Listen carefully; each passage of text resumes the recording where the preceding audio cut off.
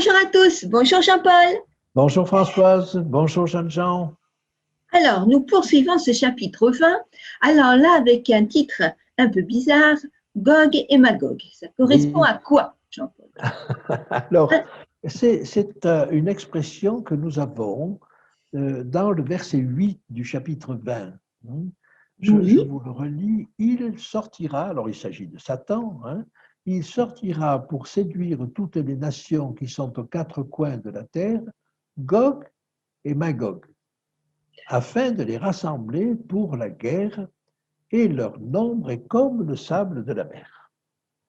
Et effectivement, on comprend que si tous les réprouvés de tous les temps ressuscitent, ça va faire une quantité énorme de personnes.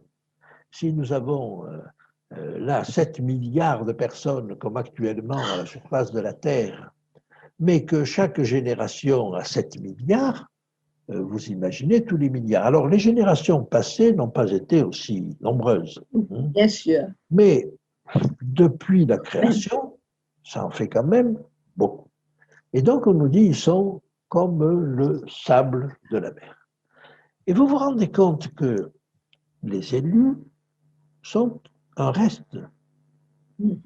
En réalité, ils sont un petit nombre, même si ce sont les élus de tous les temps, même s'ils forment la Jérusalem céleste, ils restent quand même en nombre beaucoup, beaucoup plus petit. Alors on peut imaginer que ces gens-là, ressuscités, se sentent forts. D'autant qu'ils ont pour les diriger quelqu'un qui est un fiefé menteur. Tout à fait. Et qui pourrait leur faire croire qu'ils sont beaucoup plus forts que les autres, qu'ils vont n'en faire qu'une bouchée. Peut-être même va-t-il leur raconter que c'est lui qui les a ressuscités. Enfin, on peut tout imaginer. Bien sûr. Bien sûr. Donc, je vais essayer de m'attarder sur cette expression Gog et Magog. Pourquoi? Parce que c'est une expression qui se retrouve dans un prophète de l'Ancien Testament qui est Ézéchiel. Et alors Ézéchiel nous fait un récit en plusieurs chapitres, à partir du chapitre 37, nous fait un récit assez étonnant de la vallée des ossements. Alors, qu'est cette vallée? On peut commencer à le lire, si vous voulez. On ne lira pas tout, parce qu'il y a 3 ou 4 chapitres à lire. Mais regardez ce qui est dit. La main de l'Éternel fut sur moi, et l'Éternel me transporta à l'esprit et me déposa dans le milieu d'une vallée remplie d'ossements. Et il me fit passer près d'eux, tout autour, et voici, ils étaient fort nombreux à la surface de la vallée, et ils étaient complètement secs. Bon. Et il me dit, fils de l'homme, ces eaux pourront-ils revivre? Je répondis, Seigneur éternel, tu le sais. Et il me dit, prophétise sur ces eaux, et dis-leur, ossements desséchés, écoutez la parole de l'Éternel. Ainsi parle le Seigneur l'Éternel à ces eaux, voici, je vais faire entrer en vous un esprit et vous vivrez. Je vous donnerai des nerfs et je ferai croître sur vous de la chair, je vous couvrirai de peau, je mettrai en vous un esprit et vous vivrez et vous saurez que je suis l'Éternel. Alors, c'est un passage très intéressant et on voit qu'en première intention, il s'applique à Israël qui est desséché, qui n'est que peu de choses, qui vit sur le souvenir, vous voyez, mais qui ne représente plus aucune force, surtout Ézéchiel, c'est l'époque de la captivité à Babylone, vous voyez.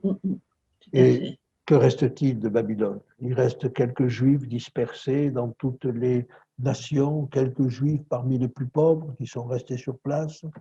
Ça n'est plus rien, si vous voulez. Alors, est-ce que de là, il peut naître une nouvelle nation? Et il lui dit oui, il peut naître une nouvelle nation. Bien. Et donc, si vous voulez, c'est la première intention. Alors, je continue, si vous voulez, ça c'est le chapitre 37. Maintenant, Regardez le chapitre 38. La parole de l'Éternel me fut adressée en ces mots. Fils de l'homme, tourne ta face vers Gog au pays de Magog, vers le prince de Roche, de Méchec et de Tubal, et prophétise contre lui. Alors ça, c'est intéressant. Il est probable qu'il y a deux applications à cette prophétie.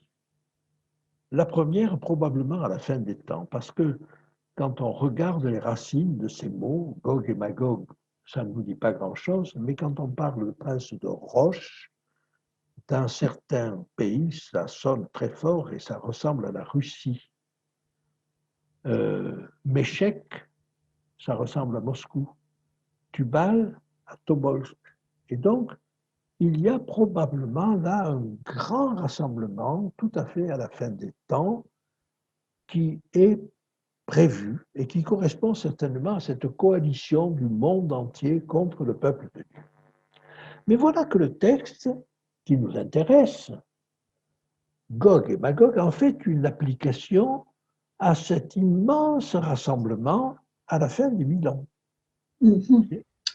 Et cet immense rassemblement, bien, l'exemple le plus extraordinaire, c'est celui qui se trouve à la fin des temps, mais qui est décrit dans cette prophétie du chapitre 38 d'Ézéchiel. Et alors, regardez ce qu'il dit. Ainsi parle le Seigneur l'Éternel. Voici, j'en veux à toi, Gog, prince de Roche, de Méchec et de Tubal. Je t'entraînerai et je mettrai une boucle à tes mâchoires. Je te ferai sortir, toi et ton armée, chevaux et cavaliers, tous vêtus magnifiquement, troupes nombreuses portant le grand et le petit bouclier, tous maniant l'épée, et avec eux ceux de Perse, d'Éthiopie, de Put, tous portant le bouclier et le casque, Gomer. Alors, ce sont tout cela des tribus qui correspondent à des gens qui ont diffusé sur toute la surface de la terre. C'est les enfants, les petits-enfants, les arrière-petits-enfants de Noé, tous ces noms que nous entendons. Et donc, ça représente toute la terre. Et Gomer et toutes ses troupes, la maison de Togarma, à l'extrémité du septentrion, et toutes les troupes, peuples nombreux qui seront avec toi. Donc, vous voyez, c'est un rassemblement de peuples. Bien. Prépare-toi, tiens-toi prêt, toi et toute ta multitude assemblée autour de toi, sois leur chef. Et alors, le verset 8 nous dit, après bien des jours. Ah, après bien des jours. Ça pourrait vouloir dire après les 1000 ans. Vous voyez, après bien des jours, tu seras à leur tête. Dans la suite des années, tu marcheras contre le pays dont les habitants, échappés à l'épée, auront été rassemblés d'entre plusieurs peuples sur les montagnes d'Israël. Alors évidemment, c'est un texte dont on peut faire l'application à Israël, Bien sûr. Actuel, mais tous les peuples ne se sont pas rassemblés contre Israël. On peut en faire une application spirituelle contre le peuple de Dieu à la fin des temps, où on voit toutes les nations s'assembler contre lui. Mais comme nous y invite le texte, on peut aussi en faire une application à la fin des 1000 ans. Voyez ? Et cette prophétie de Gog et de Magog nous renvoie à ce chapitre 38 d'Ézéchiel. Si je vais un petit peu plus loin, regardez ce qui est dit. Ça nous donne un peu l'état d'esprit. Verset 10. Ainsi parle le Seigneur l'Éternel. En ces jours-là, des pensées s'élèveront dans ton cœur et tu formeras de mauvais desseins. Tu diras, je monterai contre un pays ouvert. Je fondrai sur des hommes tranquilles, en sécurité dans leur demeure et dans toutes leurs habitations sans murailles, et n'ayant ni verrou, ni porte, et j'irai faire du butin et me livrer au pillage, porter la main sur des ruines maintenant habitées, sur un peuple recueilli du milieu des nations, ayant des troupeaux et des propriétés, et occupant les lieux élevés du pays. Donc vous voyez, sur un pays en sécurité, en paix. Est-ce que ce n'est pas l'Israël spirituel qui se prépare pendant ces 1000 ans et qui est en paix, qui est en sécurité, qui ne risque rien, voyez, voilà, on peut éventuellement l'appliquer là et le texte nous y invite. Mais la fin, hein, eh bien, on sait ce qu'elle sera. J'appellerai l'épée contre lui sur toutes les montagnes, dit le Seigneur l'Éternel. Et l'épée de chacun se tournera contre son frère. Ah, voilà qui est intéressant. Comment Dieu va-t-il faire que cette multitude ne puisse pas arriver à ses fins et détruire Israël, que ce soit à la fin ou que ce soit à la fin des 1000 ans? Les uns vont se battre contre les autres. J'exercerai mes jugements sur lui par la peste, par le sang, par une pluie violente, par des pierres de grêle, etc., etc. Mais Dieu fera en sorte surtout que chacun, c'est le verset 21, lève l'épée et se tourne contre son frère. Voilà. Voilà ce que je voulais dire. Et voilà ce qui nous permet de comprendre que même si Dieu, et ça nous est dit dans l'Apocalypse, se lève et détruit ce peuple-là, comment le détruit-il? Eh bien, il le détruit en faisant que lui-même se détruise. Voyez? Alors, c'est vrai que la nature est complètement perturbée et que donc, on peut imaginer que les forces de la nature s'y mettent aussi. Mais voyez, quand on voit Dieu détruire, pensons toujours comment il détruit. Il détruit en réalité en laissant les peuples aller jusqu'au bout de leur propre méchanceté, de leur propre cruauté. Voilà ce qui me paraissait intéressant de dire sur cette expression Gog et Magog, en allant chercher dans le texte d'Ézéchiel ce qui était dit au sujet de Gog et Magog. Et la prophétie continue d'ailleurs, au chapitre 39. Et voilà, vous avez là une allusion aussi au festin des oiseaux, ce qui permet de l'appliquer aussi au chapitre 19, c'est-à-dire ce qui va se passer au retour de Jésus. Vous vous rappelez avec ce festin des oiseaux sur toutes ces personnes décédées. Si on peut l'appliquer là, rappelez-vous ce qui est dit. On trouve dans la vallée, dans cette vallée au départ, des tas d'ossements. Est-ce qu'il est habituel de voir des tas d'ossements à la surface du sol? Non. Parce qu'en général, les morts ont été enterrés. Mais est-ce que les morts, au moment du retour de Jésus, quand les gens vont s'entretuer entre eux, est-ce qu'ils vont être enterrés? Ben non. Il n'y a personne pour les enterrer. Il y a les oiseaux pour manger leur chair, mais il n'y a personne pour les enterrer.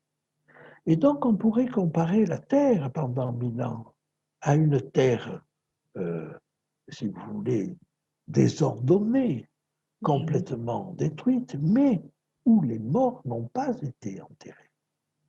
Et donc, ça pourrait expliquer ce texte d'Ézéchiel assez curieux où on voit une vallée remplie d'ossements, ce qui n'est pas habituel. Voilà.